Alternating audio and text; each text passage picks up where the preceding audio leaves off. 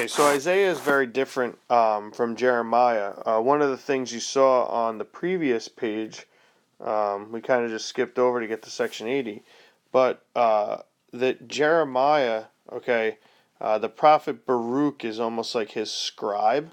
All right, so Baruch writes down many of Jeremiah's prophecies. Isaiah is very different.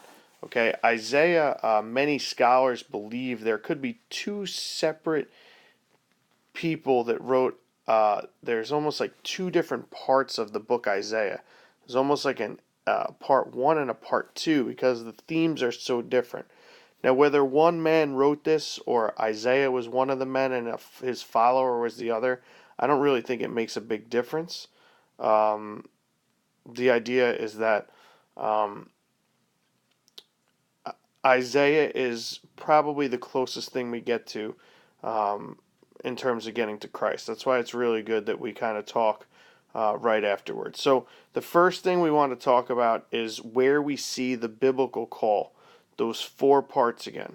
Okay, so again, we're going to mark that 1, the 2, and the 3, and the 4, the idea of the four parts of the biblical call. So, let's look at Isaiah 6, one of the most famous verses.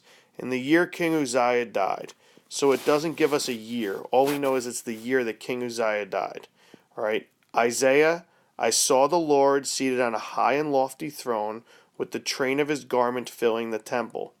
Seraphim were stationed above. Each of them had 6 wings. With 2 they covered their faces, with 2 they covered their feet, and with 2 they hovered. Does not sound like the image of the angel that me and you put in our nativity scene each Christmas. Okay?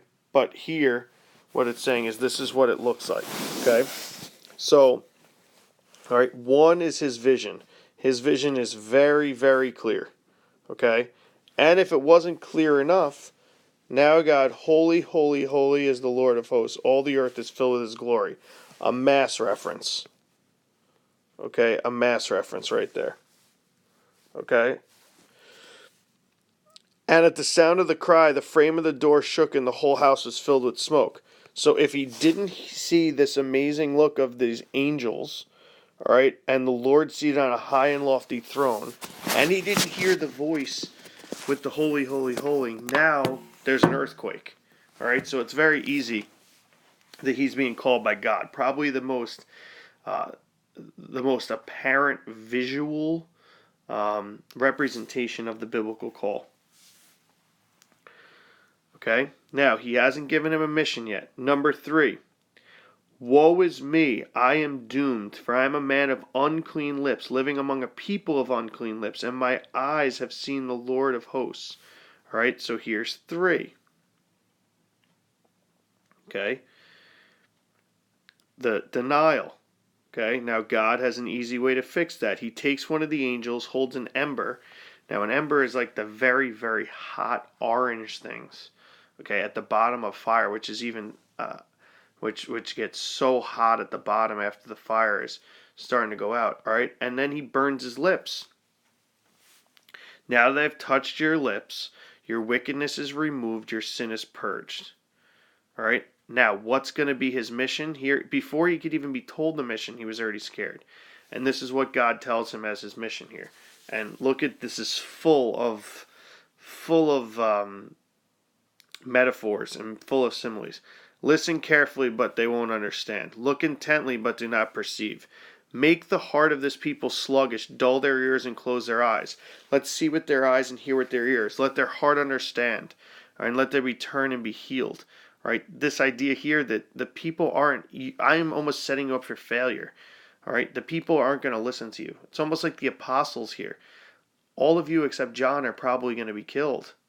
All right, you're going to be killed. So here God is asking for a complete and utter following of him. All right, complete leaving everything behind to follow him. All right.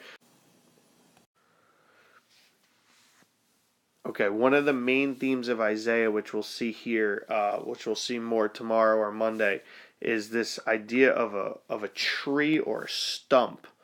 All right, so holy offspring is the trunk or the stump of the tree. Okay, as I said here in the commentary, all right, God kind of bridges the sins of the people and the holiness of Him together through the temple with the burning of the ember of the lips. Now, Isaiah has many visions of God. Okay, most scholars say that 17 of Isaiah's prophecies are fulfilled in detail by Christ, and we'll see that chart in a few minutes. But there are really two that I want to focus on for us as a class, and two that'll really mean a lot going forward when we get to Jesus starting tomorrow with the New Testament.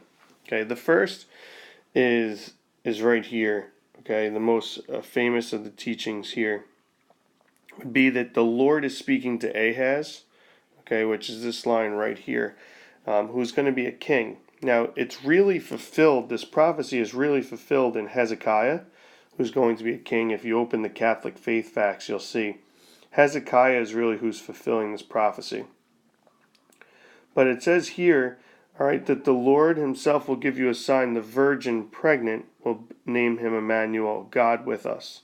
Okay, so that's Isaiah 7:14. Okay, that's something that you definitely need to know. Okay, the virgin pregnant will bear a son that will be Emmanuel, and that's obviously referring to Jesus here. If you look here at the Catholic faith facts, you see that this is really a lot of lines here from the great hymn, O Come, Emmanuel. So there's a ton of Christmas images, so that's why it probably is perfect that we do Isaiah and then go right to Christ immediately after that, because he's pretty much the most, he's the prophet that leads directly to Christ with all of his prophecies. Okay, let's jump a few pages and let's look here at the suffering servant, Isaiah 53. Again, a tremendous image to Christ. And if you take a look here, just think about the cross, what you know about Good Friday and the cross, and how much right here it's completely, I mean, Isaiah is prophesying exactly what's going to happen on Good Friday. Okay, spurned and avoided by men. Okay, parched earth. Think about the idea about giving him water on the cross. Okay, our pain he bore. He was pierced in his side, whether you're thinking about the nails into it, when you're thinking about the nails, or you're thinking about the spear into his side. All right, so take a look here. Isaiah is really prophesying exactly what's going to happen to Jesus on Good Friday. And when we get to the New Testament, we'll refer back to that. And this chart here on page 232 is definitely more for a college level course.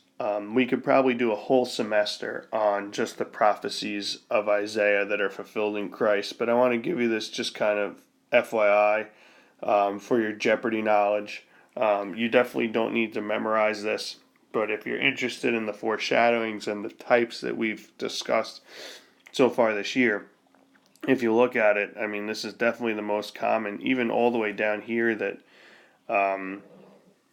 even if you just look all the way down to the bottom, just to look at a couple, God's Spirit will rest on him. He will be buried in a rich man's tomb. Right, the Spirit of God descends on Jesus in at his baptism, and he's buried in the tomb of Joseph of Arimathea. I mean, just the ideas here that it's so common. It looks exactly to me that everything Isaiah is discussing are really fulfilled directly in Christ.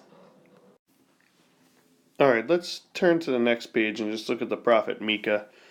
Definitely a minor prophet, but is famous for really his first line, Micah 5:1.